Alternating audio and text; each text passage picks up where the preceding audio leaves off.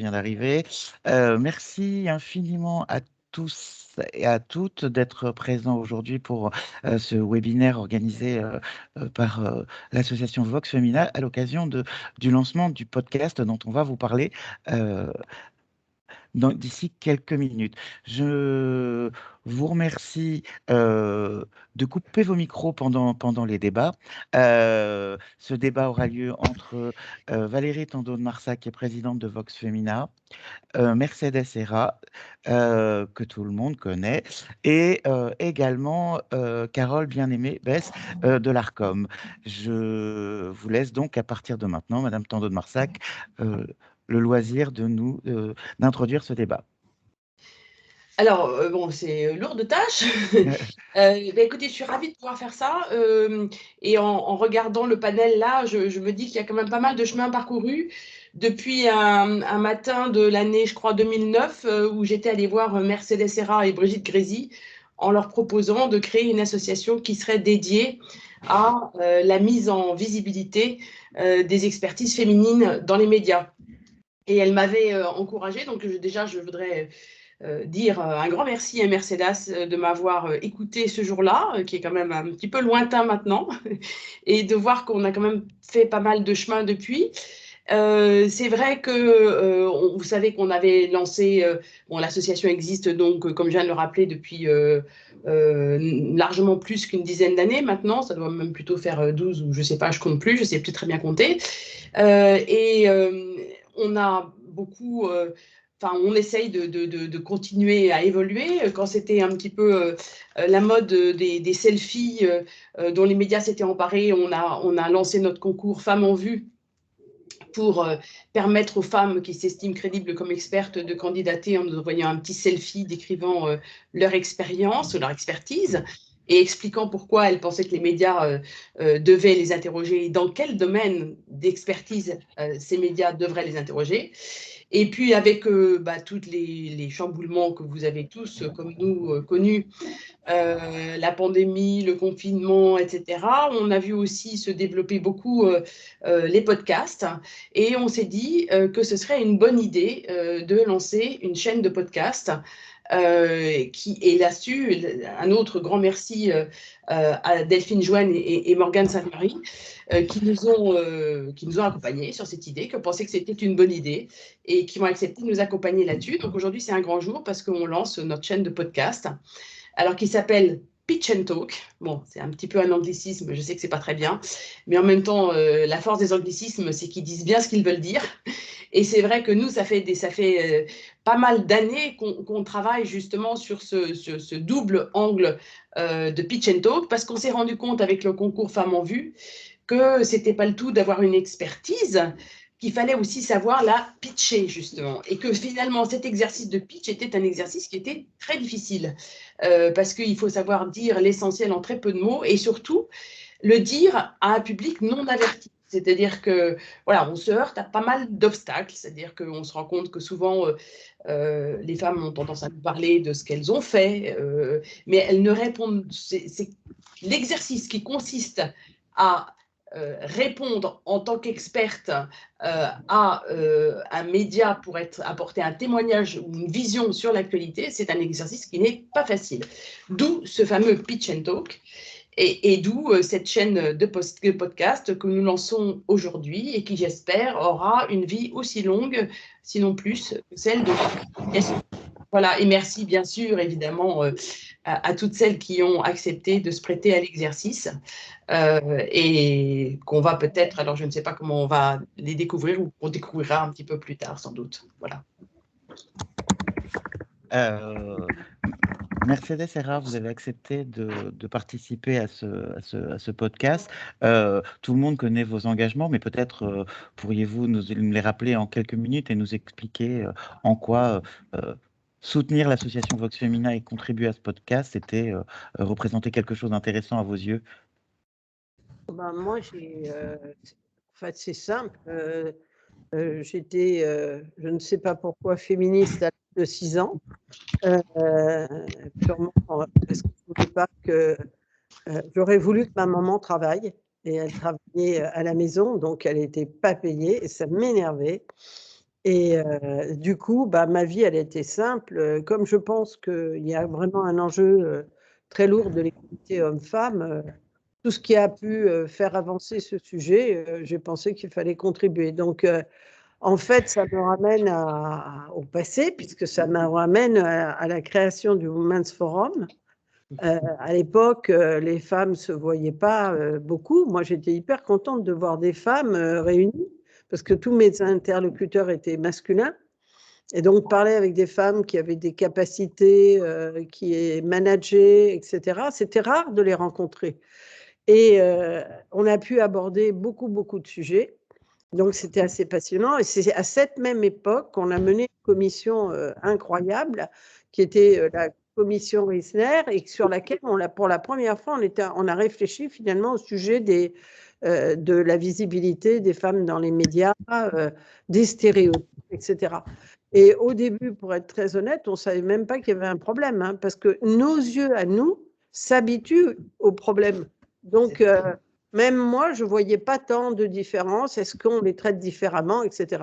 Mais avec la célèbre Brigitte Grisi, alors là, nous avons fait une enquête, une étude, et il faut toujours faire des études très précises sur 3 semaines pour regarder la présence des femmes dans les médias, leur rôle, etc.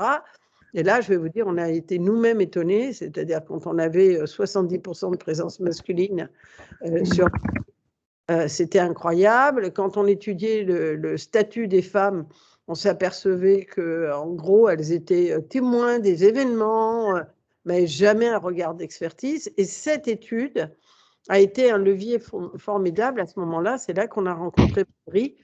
Et il y a eu des vraies avancées parce que des femmes ont pris ça en main. Donc voilà, donc moi, pour raconter rapidement, je m'embarque dès que je sens qu'il y a quelque chose de positif qui est fait à l'égard de l'égalité pour les hommes et les femmes, parce que je pense que c'est un sujet à part entière. Ce n'est pas un sujet de la diversité, c'est un sujet de la moitié de l'humanité.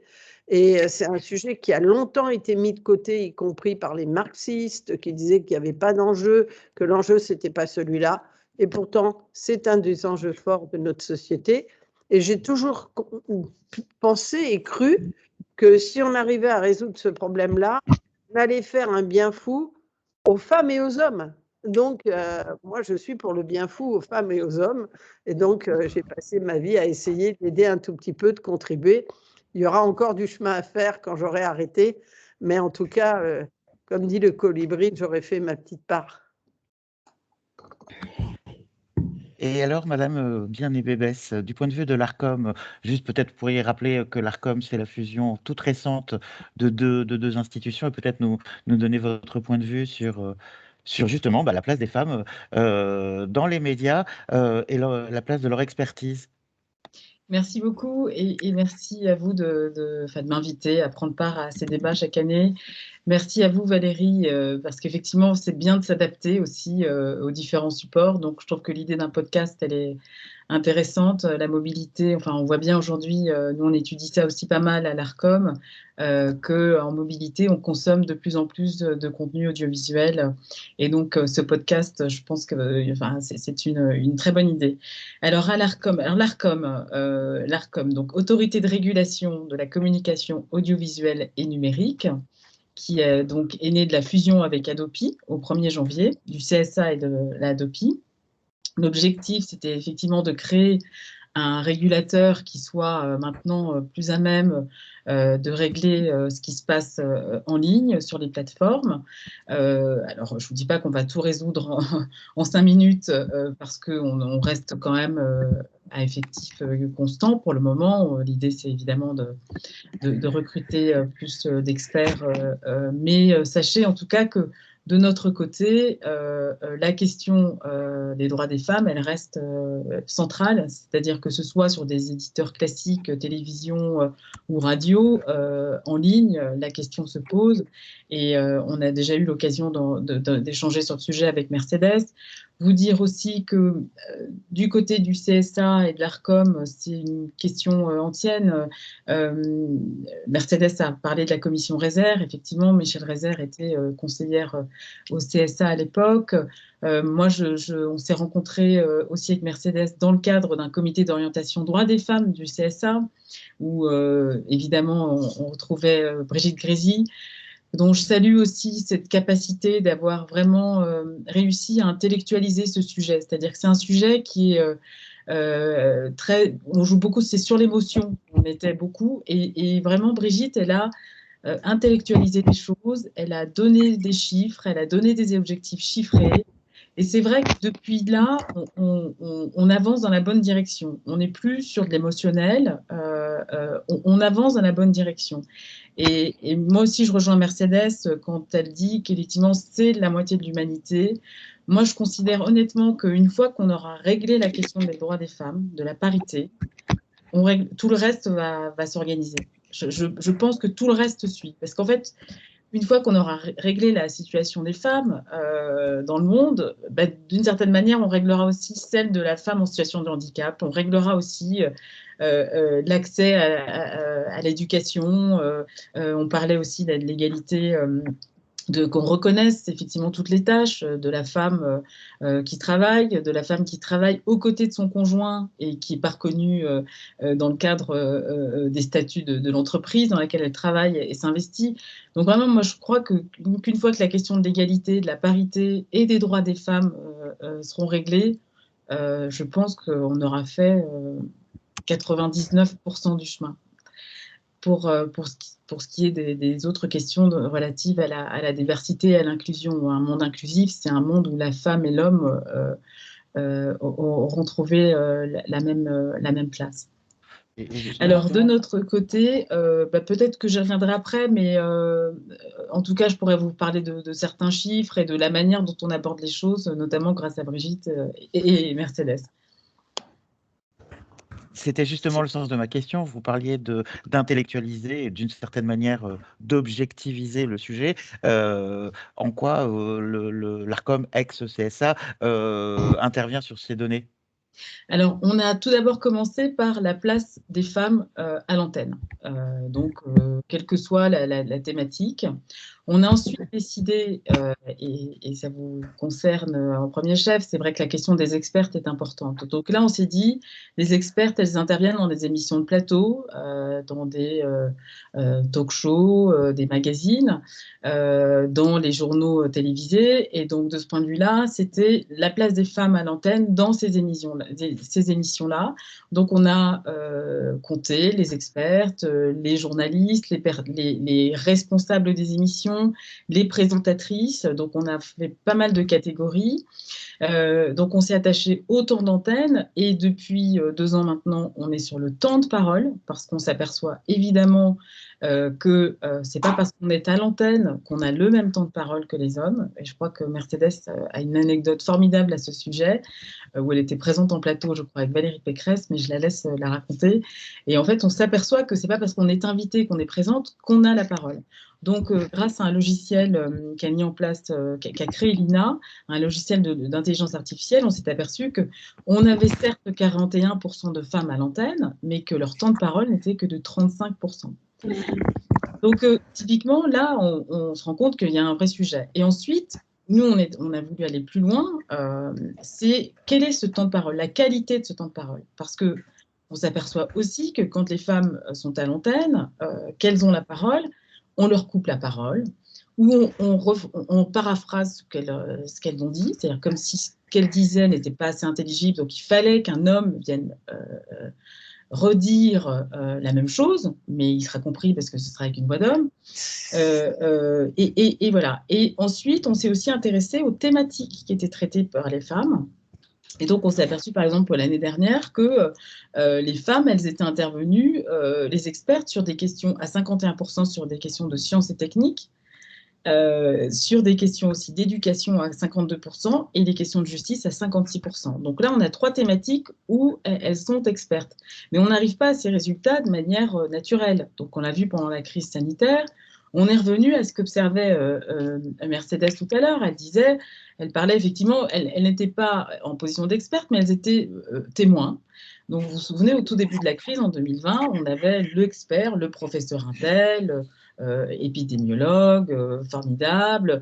Et puis, la femme, elle était entre deux couloirs, donc elle n'avait plus de nom de famille quand elle apparaissait au synthé. Elle était souvent aide-soignante, infirmière, caissière ou mère de famille à faire l'école à la maison, la cuisine, puis quelques visios accessoirement, mais enfin ça, on en parlait rarement. Donc c'est ça, c'est-à-dire qu'on s'aperçoit que dans l'urgence, dès que tout à coup on perd nos repères, hop, on revient au bon vieux schéma de l'homme qui lui est le sachant et la femme qui intervient en tant que témoin. Et ça ne correspondait en plus pas du tout à la réalité sociale, puisque chez les chercheurs, Pasteur, les chiffres, on est plus qu'à parité, et les femmes, souvent chercheurs, elles sont plus présentes. Mais quand les rédactions appelaient Pasteur, eh ben, Pasteur, bizarrement, envoyait majoritairement des hommes.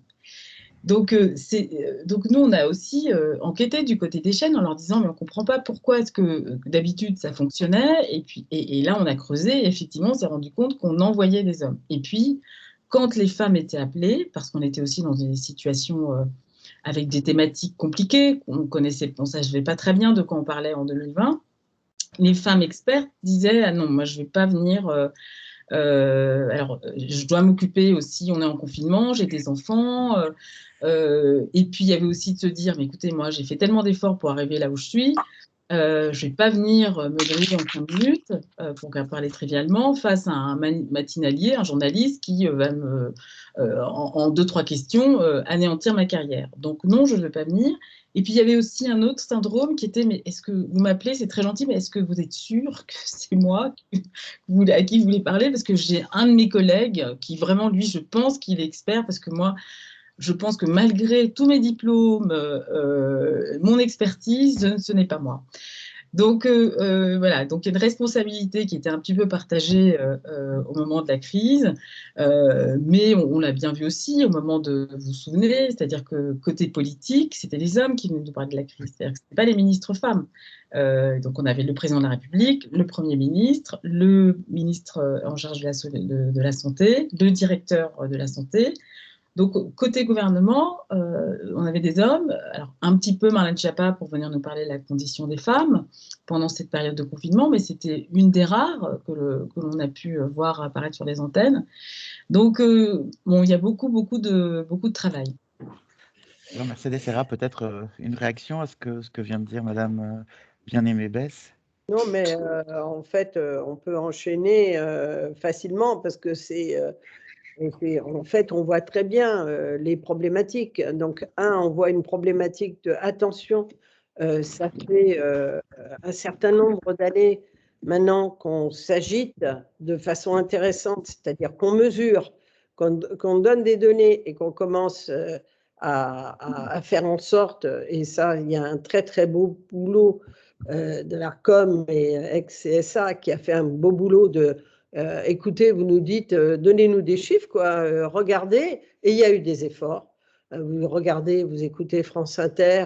Moi, je me souviens très bien de Laurence qui en avait rien à faire du commentaire stupide qui lui était toujours donné en disant « Ah, le matin, les femmes, elles ont une drôle de voix. » Non, mais attendez, oui, elles ont une drôle de voix, mais on va les écouter quand même, hein, c'est pas grave.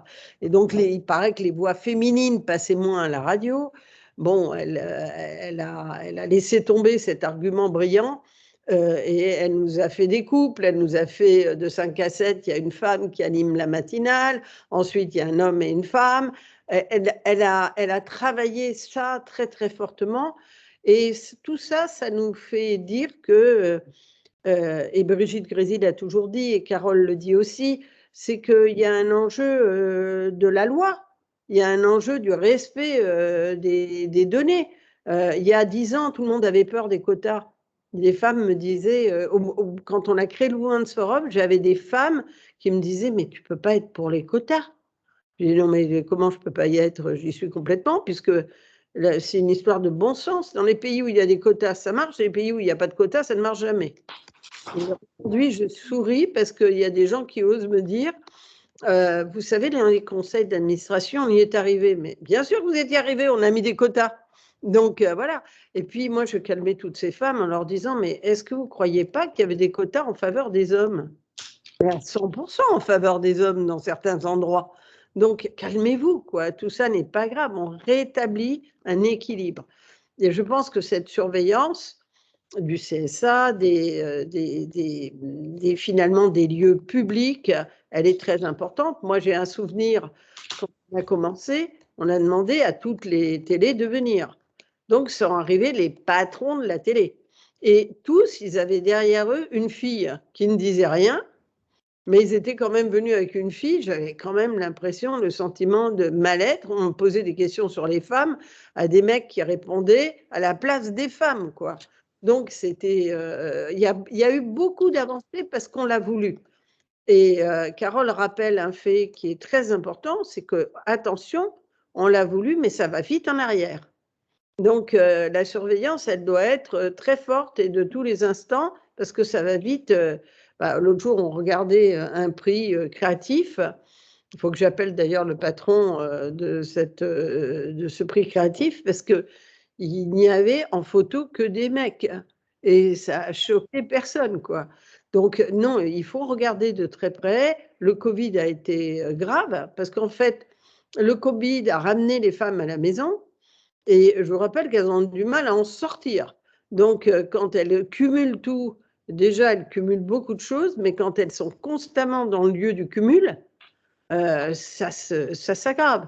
Et après, Carole évoque des sujets qui sont importants, c'est-à-dire les femmes, on doit réagir. Et c'est pour ça que Vox Féminin est formidable. C'est qu'à la fois, ils répondent à tous ces journalistes qui nous disaient « mais on ne les trouve pas, les femmes ». C'est comme ça que ça a commencé. Valérie a commencé à dire « comment on ne les trouve pas? On va les chercher, on va vous les mettre sur un papier. Vous allez voir, nous, on va en trouver, les femmes ». Et donc, Valérie a fait une fouille et très vite, des noms de femmes sont apparus. Et puis ensuite, elle a été plus loin, c'est-à-dire avec ce Vox Féminin, elle s'est aperçue aussi que, évidemment, il y avait des stéréotypes dans la tête des femmes. S'il n'y avait que des stéréotypes dans la tête des hommes, on aurait déjà gagné, parce qu'on s'en ficherait. Mais non, il y en a dans nos têtes, c'est-à-dire, est-ce que, d'abord, notre vie n'est pas celle d'un homme, on travaille beaucoup plus qu'un homme, on continue à faire les tâches de maison, on continue à porter l'entreprise familiale. Donc, que voulez-vous quand il y a un média qui vous appelle, comme ça m'arrive très souvent, et qui me dit est-ce que vous êtes libre ce soir ou vous êtes libre demain matin? Mais les filles, elles sont juste pas libres et elles ne pensent pas à dire à leur homme, vous savez, tu sais quoi, tu vas déranger tous tes plans, mais moi je vais à la radio. Et donc, c'est compliqué parce que la façon de faire des télés, des radios, c'est impromptu, c'est rapide, il faut venir, etc. Donc, première inquiétude, première question, il faut le vouloir, quoi. C'est important qu'elle soit visible. C'est important pour nous toutes, c'est important pour elles. Les médias, ça protège, hein, elles ne se rendent pas compte, mais globalement, ça protège des carrières. Donc, il faut oser se mettre en avant. Deuxièmement, tout ce qu'a raconté Carole, qui connaît bien toutes ces problématiques et qui les a étudiées de près, c'est qu'elle pense qu'il y a toujours mieux qu'elles, qu'elles n'auront pas le temps de préparer. Vous savez, au conseil d'administration, les femmes ont inventé d'aller prendre des cours pour entrer dans des conseils d'administration. Les hommes étaient toujours rentrés en conseil d'administration sans se poser la question s'ils savaient ou s'ils ne savaient pas. Une femme n'en sait jamais assez. Donc, elle accumule, elle veut, etc. Elle veut préparer. Bon, le temps est terminé. Donc, il faut qu'on apprenne, et c'est un peu aussi tout le travail que fait aussi Vox Femina aujourd'hui, c'est d'aider, de calmer d'abord les filles. C'est pas si grave, elles vont raconter ce qu'elles savent, et si elles ne savent pas tout, c'est pas si grave. Et puis, on va leur faire prendre confiance, et puis on va les habituer à prendre la parole. Après, il y a des sujets difficiles. Carole évoquait la petite anecdote que j'ai eue avec Valérie Pécresse, qui à l'époque était beaucoup plus calme et sereine qu'aujourd'hui, et qui avait fait un très bon travail au ministère de la Recherche. Elle avait fait un gros boulot et on était à la télé dans une émission de Frédéric Tadei, pourtant notre complice, mais Frédéric laisse faire. Donc, il laissait faire le débat. Et donc, dans le débat, il y avait Valérie Pécresse, ministre de la Recherche, et moi-même.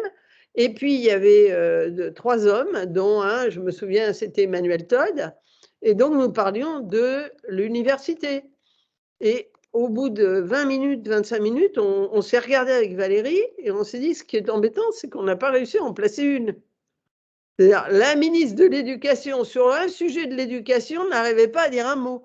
On s'est levé. À ce moment-là, on a pu prendre la parole parce qu'ils se sont dit, elles vont se tirer, les filles. Mais c'est pas possible, quoi. Donc, ça, c'est des choses qui sont difficiles. Et moi, j'ai vécu des choses difficiles.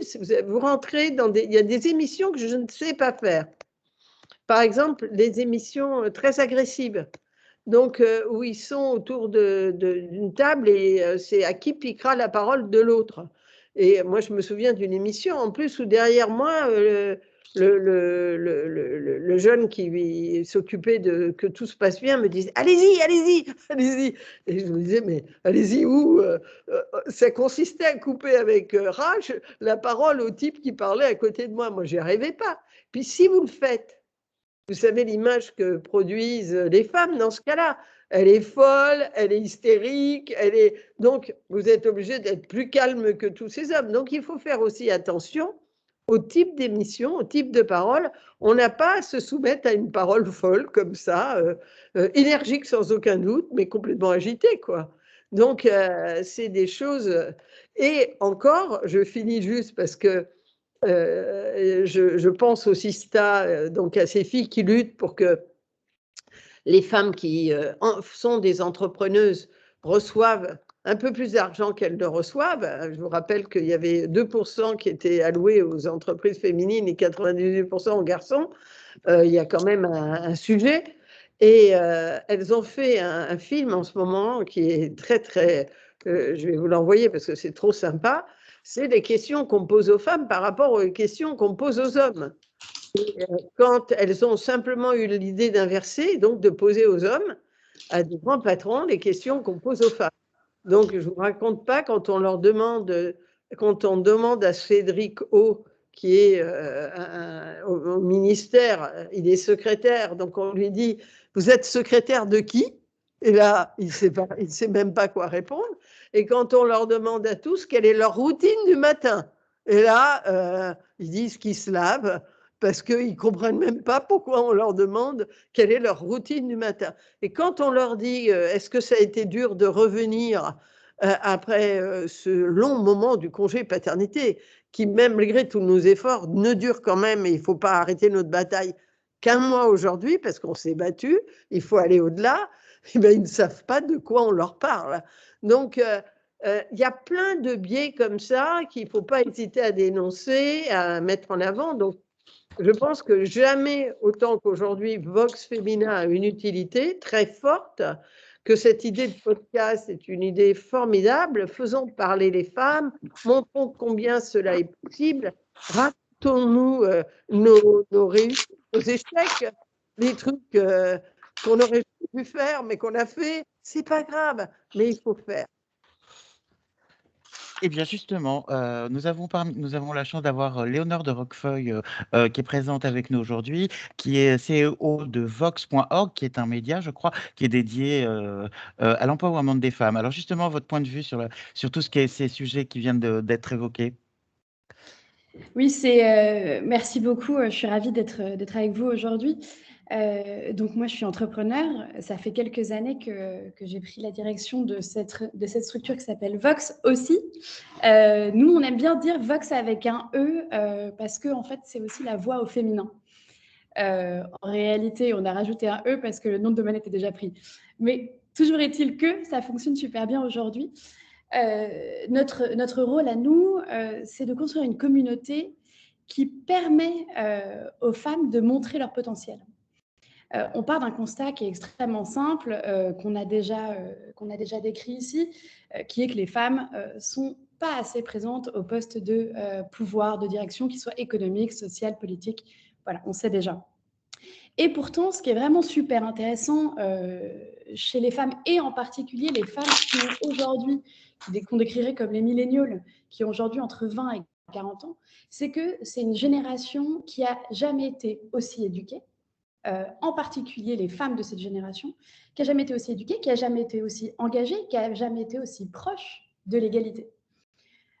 Nous, on est persuadés que notre génération, on est à un moment où on peut réussir à accélérer la tendance pour arriver à l'égalité. Pour ça, comment il faut faire? Il faut armer. Alors nous, on utilise ce vocabulaire qui est un peu guerrier, certes, mais on a l'impression qu'il faut outiller et même plus armer ces femmes, les armer d'outils très clairement qui vont leur permettre de se faire entendre et de courage pour oser aller là où on ne les attend pas. Comment est-ce qu'on fait ça très, très concrètement? Nous, on a décidé d'agir par l'information. Donc, tous les matins, déjà, on envoie une newsletter qui nous donne l'actu et des astuces très, très concrètes pour se faire entendre au travail, pour se faire entendre dans ses finances personnelles, c'est-à-dire face à son banquier, pour se faire entendre dans la vie de la cité. Le but, c'est d'aider les femmes à être plus autonomes dans l'ensemble des pans de leur vie quotidienne.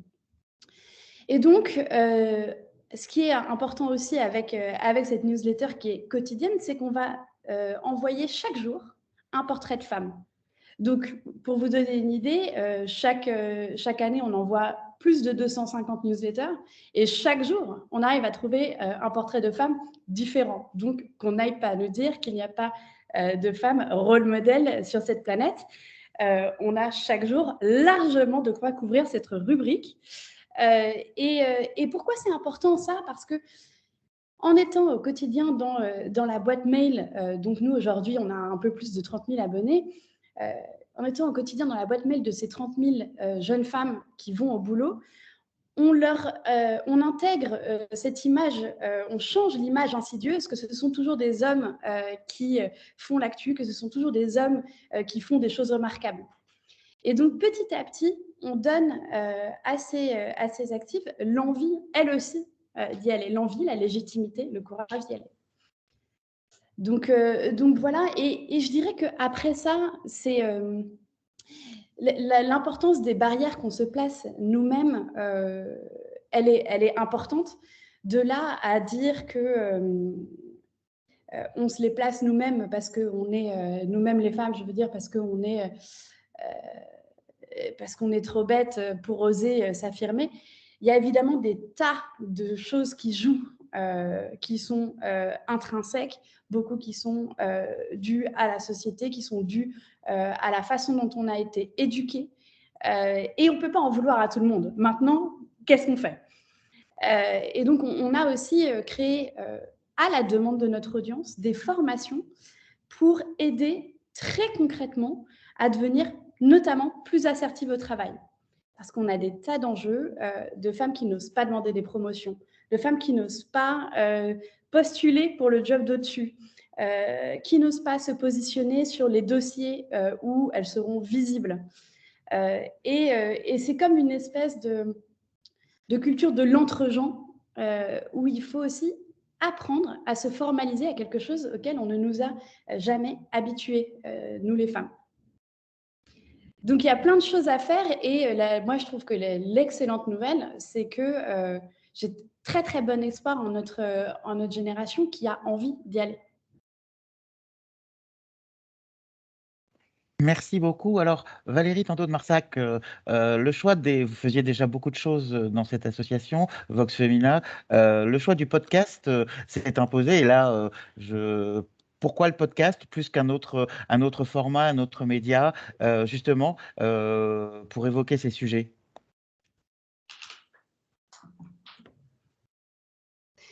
Je crois qu'on a été un petit peu poussé par notre environnement, tout simplement. On avait, dans le cadre du concours Femmes en Vue dont j'ai déjà parlé, on a eu la chance de pouvoir identifier un très grand nombre de femmes expertes dont les lauréates étaient récompensées par des séances de média training en live avec nos partenaires médias. Donc, on a commencé avec France Média Monde, puis ensuite avec TF1. Et puis, le confinement a quand même mis un coup d'arrêt assez rude à tout ça. En voyant se développer bien justement toutes ces visioconférences, et c'est vrai qu'on a senti monter en fait une demande, comme le disait Carole aussi, avec aussi une forme de mobilité un peu différente. On a vu que ce média avait l'air de prendre une importance, et ça nous a paru intéressant de tenter de l'exploiter nous aussi. Voilà, c'est tout simplement une démarche, si j'ose dire, un petit peu opportuniste. Ce qui est intéressant aussi dans le podcast, c'est qu'on a le temps de dire des choses. Donc, on sort un peu de cette trop grande, parfois, immédiateté du discours, justement, du discours sur les plateaux, etc., où on a vraiment, comme le disait Mercedes, on vous coupe la parole, on n'a pas le temps d'être interviewé. Alors, nous, on a beaucoup travaillé aussi par exemple, à au moment du Women's Forum, on avait travaillé sur un format qui était 10, alors je suis désolée, on va encore parler anglais, mais bon, après tout, c'est le Women's Forum, 10 tips for a successful interview, et dans les tips, il y avait justement cette idée que il y a intérêt à venir avec un message et à savoir ce qu'on veut dire, parce qu'il faut pouvoir le placer avant qu'on vous coupe trop la parole, justement.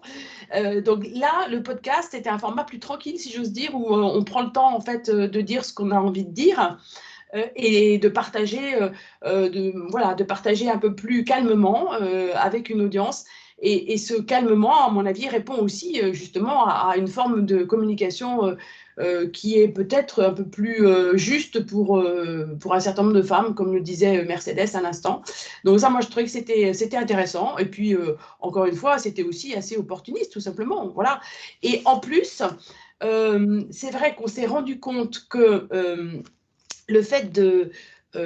alors, pitch and talk, en fait, c'est une formule que nous avons reprise de quelque chose qui s'est manifesté comme un besoin. Donc, comme je le disais, dans notre concours Femmes en Vue, on avait déjà identifié cette brique de communication qui était le média training avec nos partenaires.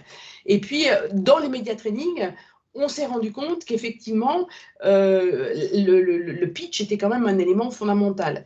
Et je dois dire que ça, c'est quelque chose dont j'ai pris conscience moi-même assez tardivement, parce que touché, comme le soulignait Mercedes, par ce besoin incommensurable de faire des études et toujours plus et d'en savoir toujours plus, je me suis moi-même lancée dans une thèse que j'ai brillamment soutenue à l'âge de 61 ans. Donc, moi, vous voyez, c'est pas tout à fait jeune. Mais je m'étais aussi lancée dans un concours où il fallait justement pitcher sa thèse en 360 secondes. Et là, effectivement, 5 ans de travail en 360 secondes, j'ai compris que c'était quand même un exercice j'ai pu mesurer pour moi-même à quel point l'exercice était compliqué. Et ça m'a paru intéressant, justement, d'entraîner, en fait, nos adhérentes à ce format. Donc, on a monté avec Caroline et Clotilde et toutes les autres membres de l'association, et tous les partenaires aussi, et certaines lauréates qui ont bien voulu nous aider et nous recevoir, dont Léonore aussi, d'ailleurs, je crois. On a monté ces ateliers Pitch and Talk, où on s'est rendu compte aussi qu'il y avait un truc formidable. C'était comme la force du collectif, c'est extraordinaire, hein, parce qu'en fait, quand on avait un cercle de personnes comme ça et que chacune se prêtait à l'exercice du pitch, eh ben, en fait, le groupe renvoie quelque chose de très fort et très intéressant. Et au fond, moi, je pense quand même que la meilleure manière d'apprendre, c'est d'y aller, quoi. Voilà, il n'y a pas de meilleur learning by doing, pour reprendre encore un petit anglicisme, désolé. Mais le meilleur moyen, c'est de se jeter dans le bain et d'y aller, quoi, quand même. Et puis après, il nous reste maintenant à travailler la troisième brique de notre 360 de communication, qui est la brique qu'on a appelée Tweet and Link. Voilà, une fois qu'on a pitché, après, il faut apprendre aussi à diffuser le message sur les réseaux sociaux. Et le podcast aussi est quelque chose qui va nous aider, parce que ces podcasts, on espère bien qu'ils auront une audience assez large et qui vont nous aider à boucler la boucle 360 avec cette dernière brique qui est celle du Tweet and Link. Voilà. Alors, on a la chance d'avoir 3 professionnels de la communication sous différents aspects. Carole Bien-Aimée-Besse, vous étudiez, vous intégrez les podcasts dans vos panels d'études et de surveillance à l'ARCOM? Alors, bonne question. Enfin, évidemment, on mesure aussi ce qui se passe sur les radios. Donc, à ce stade, il y a beaucoup d'émissions de radio qui sont reprises ou remontées en podcast. C'est le cas de Radio France, hein, qui est un des premiers fournisseurs de podcasts. En revanche, non, c'est-à-dire que les podcasts indépendants qui peuvent être faits, comme celui de Vox Femina, n'entrera pas dans notre scope. Peut-être qu'à l'avenir, comme vous l'avez compris, hein, nous, notre méthodologie, elle évolue au fur et à mesure, sachant qu'on est quand même sur un périmètre qui doit être défini par la loi, donc d'éditeurs répertoriés qui sont déclarés auprès de l'ARCOM et qui ont parfois, enfin, qui peuvent avoir une convention ou un contrat d'objectifs et de moyens, ce qui n'est pas le cas là dans le cas d'un podcast comme celui-ci. Mais évidemment, Mercedes parlait de la voix tout à l'heure. Cette idée que les femmes n'ont pas leur place dans le média radio sur des thématiques importantes et sur des horaires de grande écoute, c'est encore un discours qu'on entend. Il n'y a pas plus tard qu'il y a quelques mois encore, on nous expliquait que sur telle ou telle radio, ils ne pouvaient pas se permettre d'avoir des voix d'hôtesse de l'air, contrairement à une autre radio, qui était FIP, dont on connaît les FIPettes. Mais voilà, donc il y avait une radio privée qui nous expliquait qu'elle ne pouvait pas se permettre d'avoir des voix d'hôtesse de l'air, parce que le matin, voilà, avant d'aller travailler, sur ces sujets sérieux d'économie et de politique, on ne pouvait quand même pas avoir une voix au perché. Donc, je vous dis, c'est encore au cœur voilà, il faut casser ces clichés, ces stéréotypes. Et on se rend compte quand même que sur certains médias, ça change. Et puis, on l'a bien vu, Laurence Bloch, première radio de France, c'est une femme qui est à la manœuvre dès le 5-7 et ensuite en duo à partir du 7-9. Et elle aborde Léa Salamé dans son interview qu'elle a plus écoutée à 8h45, à 8h50, à 7h50, des sujets d'économie, de politique. Mais bon, il faut à chaque fois aller chercher sur les expertes. On l'a vu dans le cadre de la crise ukrainienne. Au départ, c'était des experts, voilà, de grands, soit des historiens, des experts en géopolitique, qui sont toujours les mêmes, d'une certaine génération aussi. Et donc là, les médias eux-mêmes, moi, m'ont appelé en me disant, bah, nous, on est en train de travailler, on est allé dans les universités, identifier des femmes expertes de ces sujets pour ne pas se retrouver avec toujours les mêmes. Donc, il y a aussi des initiatives qui sont prises, comme les expertes, c'est le groupe TF1 qui a mis ça en place en se disant, voilà, chaque année, on va former, identifier des experts pour ensuite les mettre à l'antenne, parce que comme vous le disiez, il y a un vivier énorme, c'est juste que on ne fait pas l'effort d'aller les chercher, ou que parfois elles se mettent évidemment des freins pour ne pas venir à l'antenne. Mais pour vous dire, c'est vrai qu'il y a quand même une mise en danger, Mercedes le disait, c'est-à-dire que dans certaines émissions, mais on ne crée absolument pas les conditions d'un discours qui soit serein. Et on l'a vu pendant la crise sanitaire, c'est-à-dire que quelle que soit la personnalité de Karine Lacombe, elle a quand même reçu des menaces de mort, elle a été menacée jusqu'à l'hôpital dans lequel elle exerce, chose qu'aucun autre expert qui était venu sur les plateaux à cette époque-là n'avait dû à subir. Donc voilà, je pense qu'il y a encore un travail énorme et que le podcast, pour en revenir à votre question, peut évidemment être un nouveau terrain sur lequel se pencher. Mercedes Serra et Léonore de Roquefort, peut-être qu'un point de vue sur le format podcast, justement, est-ce qu'il est particulièrement adapté? Ça me fait penser que, en fait, là, ce qu'on raconte, c'est que pour s'insérer dans ce monde, il faut prendre des tas de choses aux garçons. C'est ça qu'on raconte, parce que pour qu'ils nous écoutent, il faut parler plus haut, il faut y aller, il faut oser. Il y a des trucs formidables chez les femmes. Et quand elles hésitent, ça serait cool qu'un mec hésite.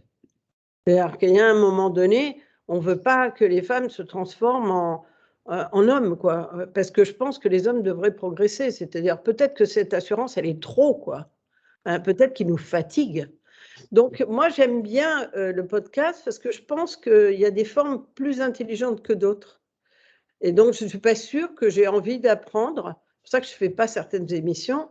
à gueuler contre le mec à côté de moi pour avoir la parole. Ça ne m'intéresse pas. Et c'est vrai que moi, par exemple, j'ai fait récemment une émission, ils sont venus me chercher sur France Culture pour faire À voix nue. Et À voix nue, c'est une émission juste passionnante. En tout cas, moi, j'aime écouter, pas le mien, mais celui des autres, parce que j'ai l'impression de pouvoir plonger profondément sur un être humain. Et donc, il y a des formats qui sont des formats comme ça, qu'on pourrait appeler formats féminins, mais c'est juste, même quand les hommes les empruntent, parce qu'il y a un approfondissement, il y a un respect, il y a une intelligence. Et donc, en fait, on est obligé aujourd'hui de s'agiter parfois comme les hommes, mais idéalement, il faudrait que tout bouge un tout petit peu, quoi. Que ce mode peut-être plus calme, qui doute un peu de lui-même, c'est un mode intéressant aussi. C'est comme ça qu'on entend des gens nous proclamer. Regardez là, on parle de Valérie Pécresse, et qu'est-ce qui est le plus choquant dans Valérie Pécresse, c'est qu'on ne reconnaît pas Valérie Pécresse. Parce que nous, on la connaissait. Le problème, c'est ça, c'est qu'on la connaît. Et que moi, je n'ai jamais vu me parler comme elle me parlait l'autre jour, habillée tout en noir. Je ne l'ai jamais vue comme ça. Donc, il y a une histoire de comment ils ont décidé, comment ils la poussent à s'habiller, à parler, etc. Parce qu'ils ont décrété qu'un chef de l'État, ça devait être comme ça devait ressembler à, je ne sais pas, à Zemmour. Mais non, mais c'est juste effrayant. Donc, on a envie de dire à nos femmes qui essaient d'avancer et tout, faut trouver l'équilibre entre prendre des attitudes de garçon et avoir une parole qui est aussi une parole qui va faire avancer la parole en elle-même. C'est-à-dire que je pense que le jour où on sera à égalité, la parole féminine et masculine, elle sera plus intéressante. Les femmes étant plus assertives et les hommes un peu plus calmes. Au milieu, il y a quelque chose. Hein. Au milieu, il y a quelque chose. Moi, je pense qu'il y a une façon de. Enfin, moi, souvent, j'utilisais au début, notamment de Vox Femina, je disais il faut apprendre à être bilingue. En fait, c'est ça. Pour moi, il y a deux langues. En fait, il y a deux langues à parler. Comme on parle en français et anglais, c'est pareil. On apprend à être bilingue et puis on sait quelle est la langue dans laquelle il est le plus utile de s'exprimer en fonction du contexte. C'est tout. Mais ça n'implique pas de renoncer à sa langue maternelle. En aucune façon.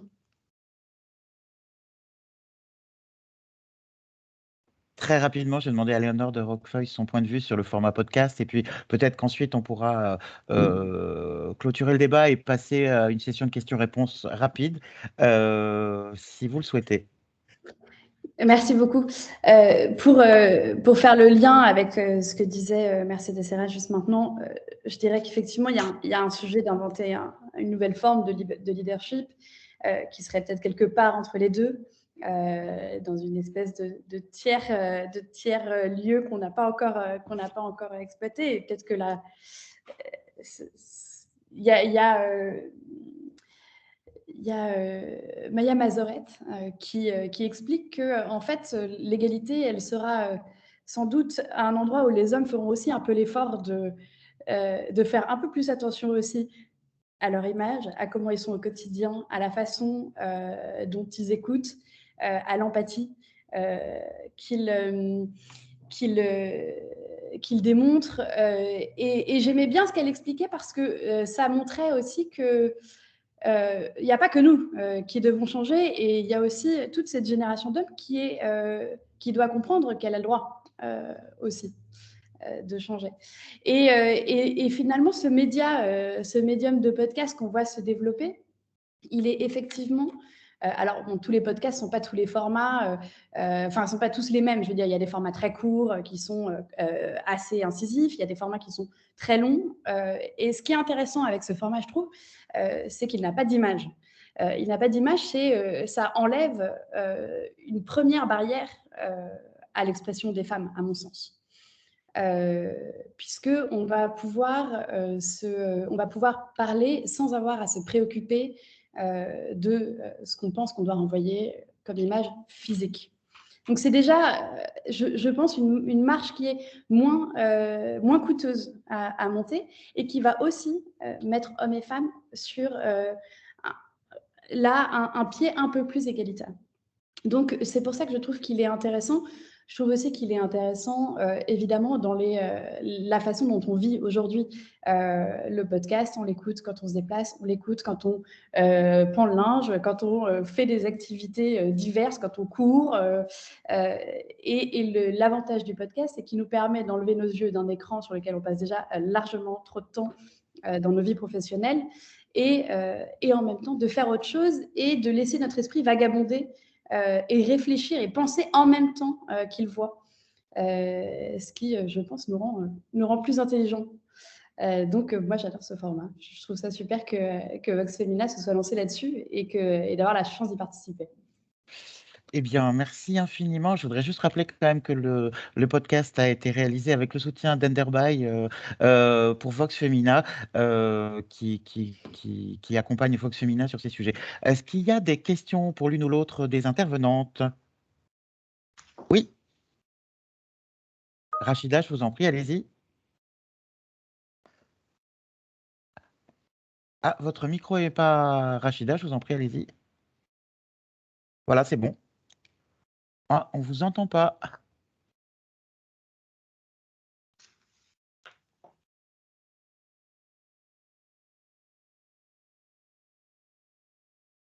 On ne vous entend toujours pas.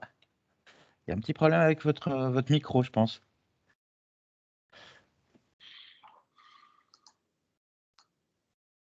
Bon, peut-être vous pouvez l'écrire dans le chat et je la transmettrai. Est-ce qu'il y a d'autres questions? Alors, on va attendre que Rachida nous transmette sa question pour vous la poser. Les aléas du direct, comme on dit. Je voulais peut-être juste rajouter un point, parce que c'est vrai qu'à l'ARCOM, nous, on mesure ce qui est diffusé, on ne mesure pas ce qui se passe du côté des effectifs des différentes chaînes, mais c'est un point important, c'est-à-dire qu'on voit bien, notamment lors de la signature de la charte pour les femmes dans les médias contre le harcèlement et les violences sexistes et sexuelles, c'est que les dirigeants des médias sont encore majoritairement des hommes. Et que dans les équipes, il y a aussi majoritairement des hommes. Donc voilà, pour que à l'antenne, on ait une juste représentation des femmes, il faut aussi que dans les effectifs, on se retrouve aussi avec des équipes qui soient paritaires. Donc nous, on n'est pas compétents sur ces questions-là, mais évidemment, on fait le lien et il y a plein d'associations qui militent pour que ça change. Moi, je pense à 50-50, pour les femmes dans les médias notamment. Donc, c'est un point qu'il ne faut pas perdre de vue.